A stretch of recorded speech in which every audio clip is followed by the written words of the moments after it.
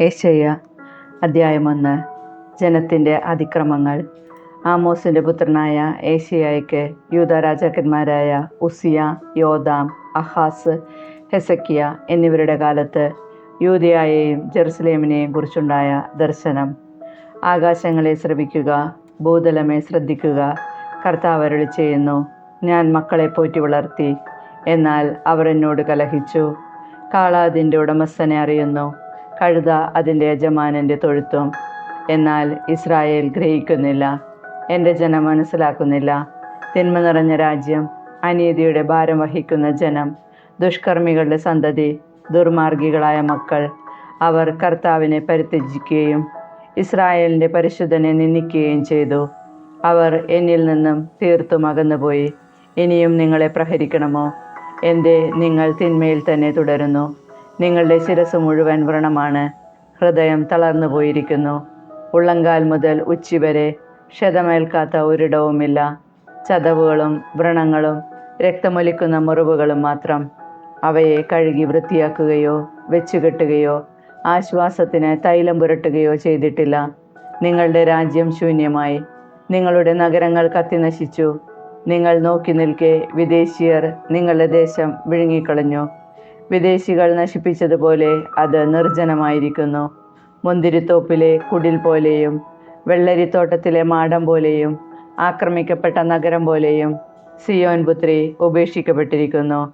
സൈന്യങ്ങളുടെ കർത്താവ് നമ്മിൽ ഏതാനും പേരെ അവശേഷിപ്പിച്ചില്ലായിരുന്നുവെങ്കിൽ നാം സോദോം പോലെ ആകുമായിരുന്നു, ഗൊമോറ പോലെയും ആയിത്തീരുമായിരുന്നു. സോദോമിൻ്റെ അധിപതികളെ, കർത്താവിൻ്റെ വചനം ശ്രവിക്കുവിൻ. ഗൊമോറ ജനമേ, നമ്മുടെ ദൈവത്തിൻ്റെ പ്രബോധനങ്ങൾ ശ്രദ്ധിക്കുവിൻ.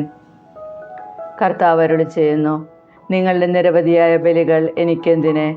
മുട്ടാടുകളെ കൊണ്ടുള്ള ദഹനബലികളും കൊഴുത്ത മൃഗങ്ങളുടെ മേധസ്സും എനിക്ക് മതിയായി.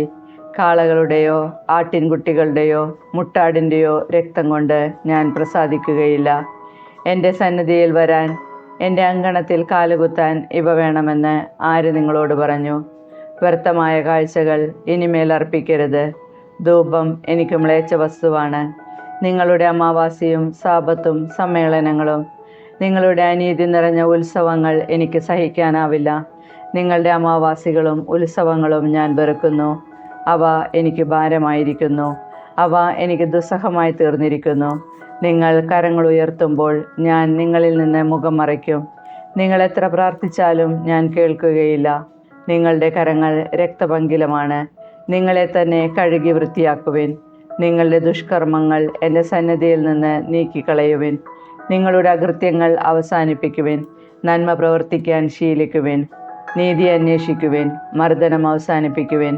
അനാഥരോട് നീതി ചെയ്യുവിൻ. വിധവകൾക്ക് വേണ്ടി വാദിക്കുവിൻ. കർത്താവ് അരുളിച്ചെയ്യുന്നു, വരുവിൻ, നമുക്ക് രമ്യതപ്പെടാം. നിങ്ങളുടെ പാപങ്ങൾ കടുംചുമപ്പാണെങ്കിലും അവ മഞ്ഞുപോലെ വെണ്മയുള്ളതായിത്തീരും. അവ രക്തവർണ്ണമെങ്കിലും കമ്പിളി പോലെ വെളുക്കും. അനുസരിക്കാൻ സന്നദ്ധരെങ്കിലും നിങ്ങൾ ഐശ്വര്യം ആസ്വദിക്കും. അനുസരിക്കാതെ ധിക്കാരം തുടർന്നാൽ വാളിനിരയായിത്തീരും. കർത്താവ് അരുളിച്ചെയ്തിരിക്കുന്നു, വിശ്വസ്ത നഗരം വേശ്യയായി തീർന്നതെങ്ങനെ? നീതിയും ധർമ്മവും കുടികൊണ്ടിരുന്ന അവളിൽ ഇന്ന് കൊലപാതകികളാണ് വസിക്കുന്നത്. നിന്റെ വെള്ളി കിട്ടമായി മാറിയിരിക്കുന്നു, നിന്റെ വീഞ്ഞിൽ വെള്ളം കലർത്തിയിരിക്കുന്നു. നിന്റെ പ്രഭുക്കന്മാർ കലഹപ്രിയരാണ്, അവർ കള്ളന്മാരോട് കൂട്ടുചേരുന്നു. സകലരും കോഴ കൊതിക്കുന്നു, സമ്മാനത്തിൻ്റെ പിന്നാലെ പായുന്നു. അവർ അനാഥരുടെ പക്ഷത്ത് നിൽക്കുകയോ വിധവകളുടെ അവകാശം പരിഗണിക്കുകയോ ചെയ്യുന്നില്ല. അതിനാൽ സൈന്യങ്ങളുടെ കർത്താവ്, ഇസ്രായേലിൻ്റെ ശക്തനായവൻ അരുളിച്ചെയ്യുന്നു, എൻ്റെ ക്രോധം എൻ്റെ ശത്രുക്കളുടെ മേൽ ഞാൻ ചൊരിയും. എൻ്റെ വൈരികളോട് ഞാൻ തന്നെ പ്രതികാരം ചെയ്യും. ഞാൻ എൻ്റെ കരം നിനക്കെതിരായി ഉയർത്തും. ചൂളയിൽ എന്ന പോലെ ഉരുക്കി നിന്നെ ശുദ്ധി ചെയ്യും. നിന്നിൽ കലർന്നിരക്കുന്ന വിലകെട്ട ലോഹം ഞാൻ നീക്കിക്കളയും. ആദിയിലെന്ന പോലെ നിന്റെ ന്യായാധിപന്മാരെയും ഉപദേശകന്മാരെയും ഞാൻ പുനഃസ്ഥാപിക്കും. നീതിയുടെ നഗരമെന്ന്, വിശ്വസ്ത നഗരമെന്ന് നീ വിളിക്കപ്പെടും. സിയോൻ നീതി കൊണ്ട് വീണ്ടെടുക്കപ്പെടും. അവിടെ അനുതപിക്കുന്ന എല്ലാവരും ധർമ്മനിഷ്ഠ കൊണ്ടും, എന്നാൽ കലഹപ്രിയരും പാപികളും ഒന്നടങ്കം നശിക്കും. കർത്താവിനെ പരിത്യജിക്കുന്നവർ നിശേഷമില്ലാതാകും. നിങ്ങൾക്ക് ആനന്ദം പകർന്ന കരുവേലകമരങ്ങൾ നിങ്ങളെ ലജ്ജിപ്പിക്കും. നിങ്ങൾ തിരഞ്ഞെടുത്ത ഉദ്യാനങ്ങളെക്കുറിച്ച് നിങ്ങൾ ലജ്ജിതരാകും. നിങ്ങൾ ഇലകൊഴഞ്ഞ കരുവേല വൃക്ഷം പോലെയും വെള്ളമില്ലാത്ത ഉദ്യാനം പോലെയുമാകും.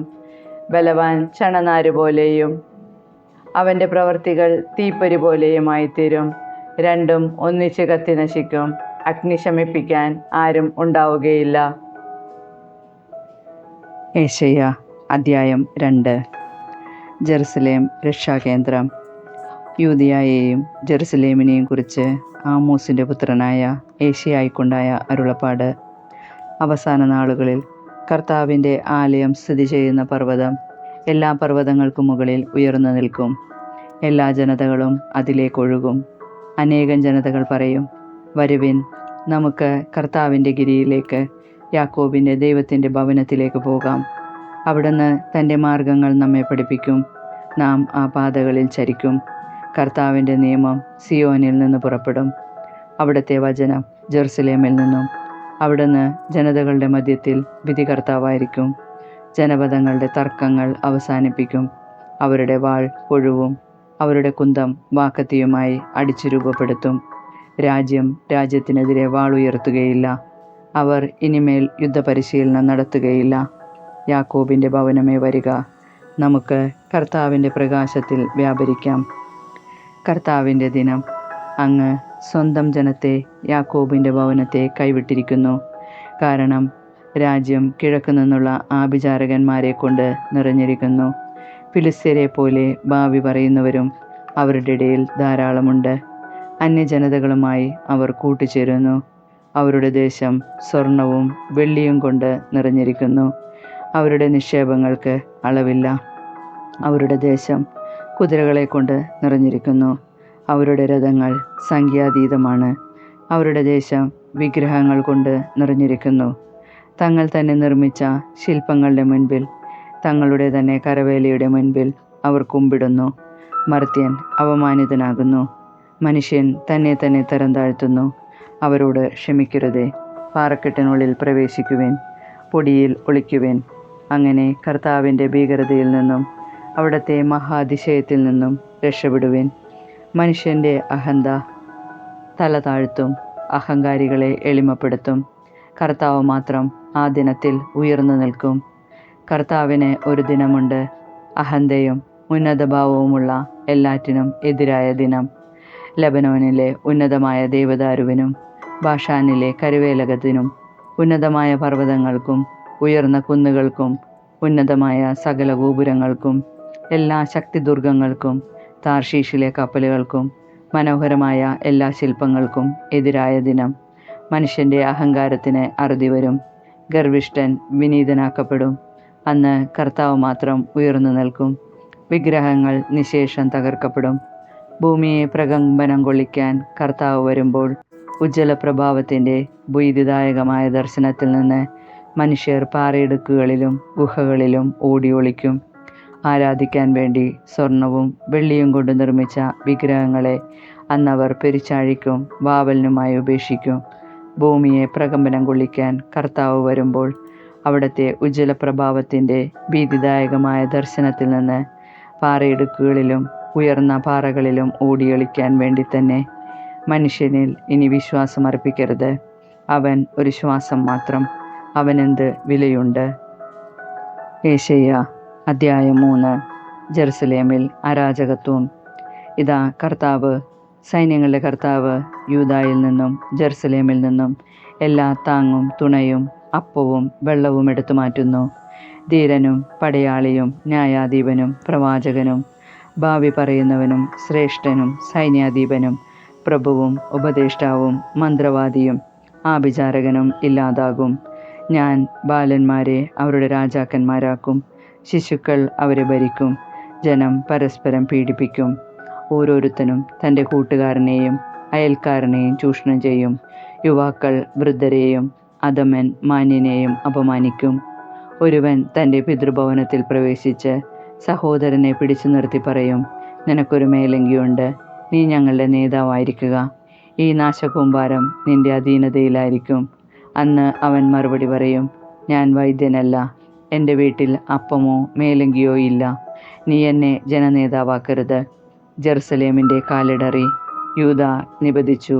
എന്തെന്നാൽ അവർ വാക്കുകൊണ്ടും പ്രവൃത്തി കൊണ്ടും കർത്താവിനോട് മത്സരിച്ച് അവിടുത്തെ മഹത്വപൂർണമായ സാന്നിധ്യത്തെ വെല്ലുവിളിച്ചു. അവരുടെ പക്ഷപാതം അവർക്കെതിരെ സാക്ഷ്യം നൽകുന്നു. അവർ തങ്ങളുടെ പാപം മറയ്ക്കാതെ സോദോമിനെ പോലെ ഉദ്ഘോഷിക്കുന്നു. അവർക്ക് ദുരിതം.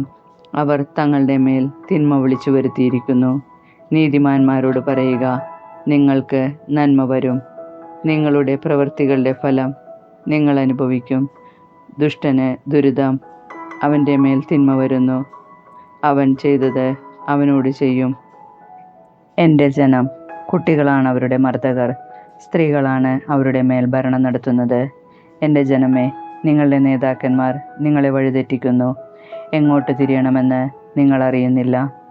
കർത്താവിൻ്റെ വിധി. കർത്താവ് ന്യായം വിധിക്കാൻ ഒരുങ്ങുന്നു. തൻ്റെ ജനത്തെ വിധിക്കാൻ എഴുന്നേൽക്കുന്നു. കർത്താവ് തൻ്റെ ജനത്തിൻ്റെ ശ്രേഷ്ഠന്മാരെയും രാജാക്കന്മാരെയും വിധിക്കുന്നു. നിങ്ങളാണ് മുന്തിരിത്തോട്ടം നശിപ്പിച്ചവർ. പാവപ്പെട്ടവരെ കൊള്ളയടിച്ച വസ്തുക്കൾ നിങ്ങളുടെ ഭവനത്തിലുണ്ട്. എൻ്റെ ജനത്തെ ഞെരുക്കാനും പാവപ്പെട്ടവരുടെ തല ചതയ്ക്കാനും നിങ്ങൾക്കെന്ത് കാര്യം? സൈന്യങ്ങളുടെ ദൈവമായ കർത്താവാണ് അരുളി ചെയ്യുന്നത്. സിയോൻ പുത്രിമാർക്ക് താക്കീത്. കർത്താവ് അരുളി ചെയ്തു, സിയോൻ പുത്രിമാർ ഗർവിഷ്ഠരും ഞെളിഞ്ഞു നടക്കുന്നവരും കണക്കണ്ണെറിയുന്നവരും പാദസരം കിലുക്കി അലസഗമനം ചെയ്യുന്നവരുമാണ്. കർത്താവ് അവരുടെ ശിരസ് ചിരങ്ങുകൊണ്ട് നിറയ്ക്കും, അവരെ നഗ്നരാക്കും.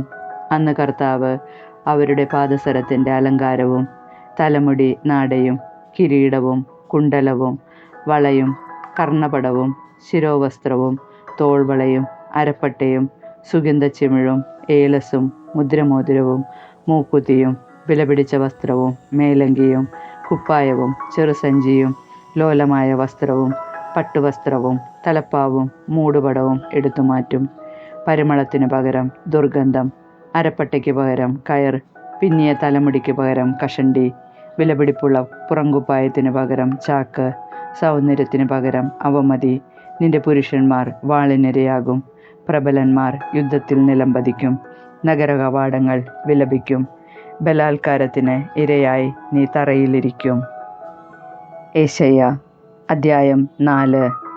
അന്ന് 7 സ്ത്രീകൾ ഒരു പുരുഷനെ തടഞ്ഞു നിർത്തി പറയും, ഞങ്ങൾ സ്വന്തം അപ്പം ഭക്ഷിക്കുകയും സ്വന്തം വസ്ത്രം ധരിക്കുകയും ചെയ്തു കൊള്ളാം. നിന്റെ നാമം കൊണ്ട് ഞങ്ങൾ വിളിക്കപ്പെട്ടാൽ മാത്രം മതി. ഞങ്ങളുടെ അപമാനം നീക്കിത്തരണമേ. രക്ഷയുടെ വാഗ്ദാനം. അന്ന് കർത്താവ് വളർത്തിയ ശാഖ മനോഹരവും മഹനീയവുമായിരിക്കും. ഭൂമിയിലെ ഫലങ്ങൾ ഇസ്രായേലിൽ അവശേഷിക്കുന്നവരുടെ അഭിമാനവും മഹത്വവുമായിരിക്കും. സിയോനിൽ ജെറുസലേമിൽ അവശേഷിക്കുന്നവർ ജീവിക്കാനുള്ളവരുടെ കൂട്ടത്തിൽ എണ്ണപ്പെടുന്ന ജെറുസലേം നിവാസികൾ വിശുദ്ധർ എന്ന് വിളിക്കപ്പെടും. ന്യായവിധിയുടെ തീക്കാറ്റയച്ച് കർത്താവ് സിയോൻ പുത്രിയുടെ മാലിന്യങ്ങൾ ഇല്ലാതാക്കുകയും ജെറുസലേമിൻ്റെ മധ്യത്തിലുള്ള രക്തക്കറ തുടച്ചു മാറ്റുകയും ചെയ്യുമ്പോൾ തന്നെ അപ്പോൾ സിയോൻ പർവ്വതത്തിനും അവിടെ സമ്മേളിക്കുന്നവർക്കും മുകളിൽ പകൽ മേഘവും രാത്രി പുകയും ജ്വലിക്കുന്ന അഗ്നിയുടെ ദീപ്തിയും കർത്താവ് സ്ഥാപിക്കും. കർത്താവിൻ്റെ മഹത്വം എല്ലാറ്റിനും മുകളിൽ ഒരു വിധാനവും കൂടാരവുമായി നിലകൊള്ളും. അത് പകൽ തണൽ നൽകും, കൊടുങ്കാറ്റിലും മഴയിലും അത് അഭയമായിരിക്കും.